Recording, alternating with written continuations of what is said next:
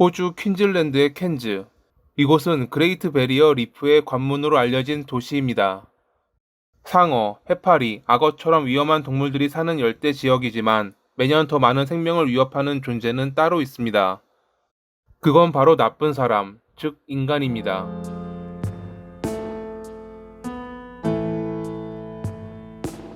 2011년 호주 퀸즐랜드 북동부에 위치한 해안 도시 캔즈는 연중 따뜻한 기후 덕분에 많은 관광객과 은퇴자들이 몰려드는 곳입니다.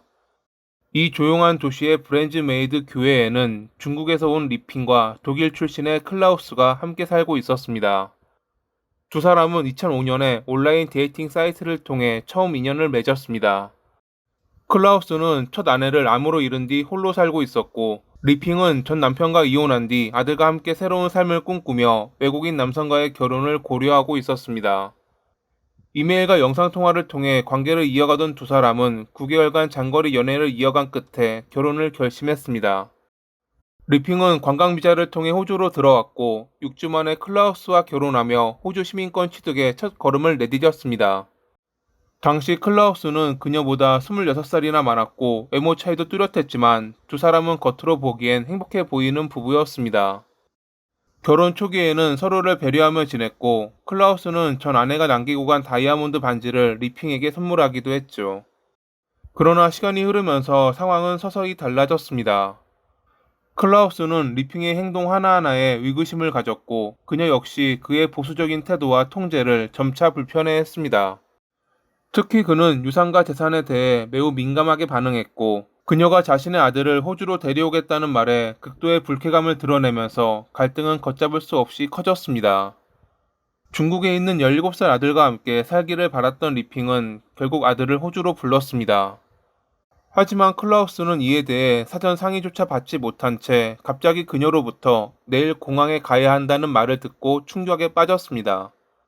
아들은 이후 그의 반대 때문에 퀸즐랜드 인근에 거주하던 그녀의 지인의 집에 머물게 됐습니다.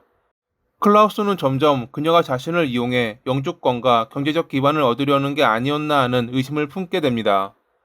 이후 그는 그녀와 작성했던 혼전 계약서를 갱신하며 이혼 시 그녀가 받을 수 있는 재산을 5%로 제한했습니다. 혹시 몰라 만들어 두었던 유언장도 자신의 재산은 손자에게 상속되도록 수정했습니다. 이 때문에 갈등은 심해지며 그들은 몇 차례 별거를 반복했고 리핑은 자신을 이상하게 보는 그에게 질렸다며 이혼 서류를 2차례나 준비했지만 클라우스는 끝내 서명하지 않았습니다.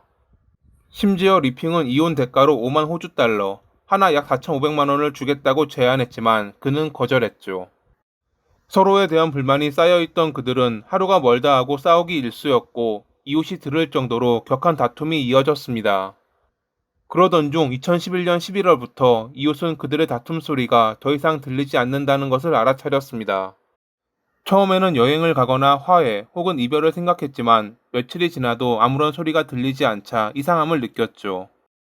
그들이 느낀 이상함의 원인은 금방 밝혀졌습니다. 리핑이 사라졌던 것입니다. 2011년 10월 31일, 그녀는 아무런 흔적도 남기지 않은 채 사라졌습니다. 가끔 남편과 다투고 집을 나간 뒤 연락이 되지 않던 그녀였기에 지인들 역시 이번에도 그런 것이라 생각했습니다. 친구 몇 명은 그녀의 전화를 받기도 했지만 아무런 소리도 들리지 않고 잠시 뒤 끊겼다고 합니다.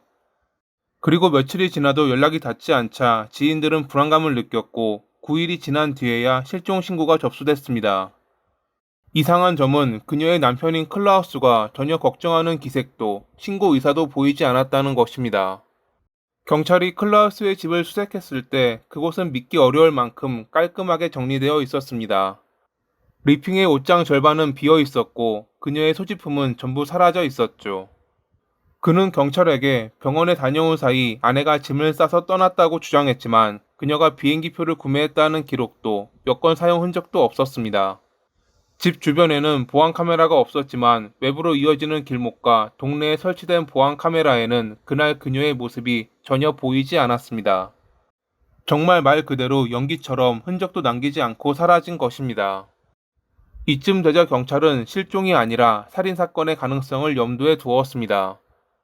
특히 그녀와 평소 다툼이 잦았고 아내의 실종에 냉담해 보이기까지 했던 클라우스를 주목했죠.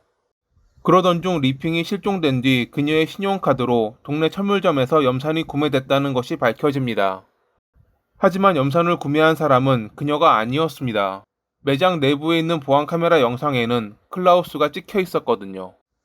그는 직접 20리터짜리 염산통을 들고 그녀의 카드로 계산했고 며칠 뒤 40리터를 추가로 구매했습니다. 경찰은 그가 그녀를 살해한 뒤 염산으로 처리했을 가능성을 집중적으로 검토했습니다. 일단 그가 구매한 것과 동일한 염산을 사용해 자신들의 이론이 실제로 가능한지를 실험을 통해 확인했습니다. 돼지 사체 2구를 각각 염산이 담긴 통에 넣고 하나는 그대로 두고 다른 하나는 매일 저으며 일주일간 관찰했습니다. 그 결과 저은 통 속의 돼지는 거의 완전히 녹아 형태를 알아볼 수 없을 정도였고 일부 조직만이 바닥에 가라앉아 있었습니다. 이 실험 결과는 클라우스가 실제로 그녀를 살해한 뒤 염산에 담가 흔적을 없앴을 가능성을 강하게 뒷받침했습니다. 집 안에서 처리했기에 그녀의 모습이 동네 보안 카메라에 잡히지 않았을 것이고요. 이웃들의 증언도 이를 뒷받침했습니다. 그녀가 실종되고 며칠 뒤 클라우스가 쓰레기통을 씻고 정원 배수구를 청소하는 모습이 목격됐으며 그 주변에는 정체불명의 하얀 거품과 거슬리는 냄새가 심하게 났다고 이웃들은 주장했습니다. 결국 경찰은 그의 집 주변 배수구를 확인했고 그 안에서 도자기 치아 10개가 발견됐습니다. 법의학 감정을 통해 이 치아는 리핑이 중국에서 시술받은 것으로 판명됐습니다. 이는 그녀가 살해됐다는 사실을 증명하는 중요한 물증이었죠. 이 외에도 수많은 정황 증거가 발견됐습니다. 과거 클라우스는 허리 부상으로 인해 복지 정책의 혜택을 받아 정부는 리핑에게 별도의 간병 수당을 지급하고 있었습니다. 그런데 그는 그녀가 실종된 뒤 그 돈을 자신의 계좌로 받기 위해 위조 문서를 제출했고 그녀의 핸드폰은 그의 전처 모니카의 유골함에서 발견됐습니다. 그녀의 친구들에게 걸려왔던 마지막 무음의 전화도 실제로는 클라우스가 한 것으로 밝혀졌습니다. 재판이 시작되자 그는 자신이 그녀를 살해한 것은 맞지만 사고였다고 주장했습니다.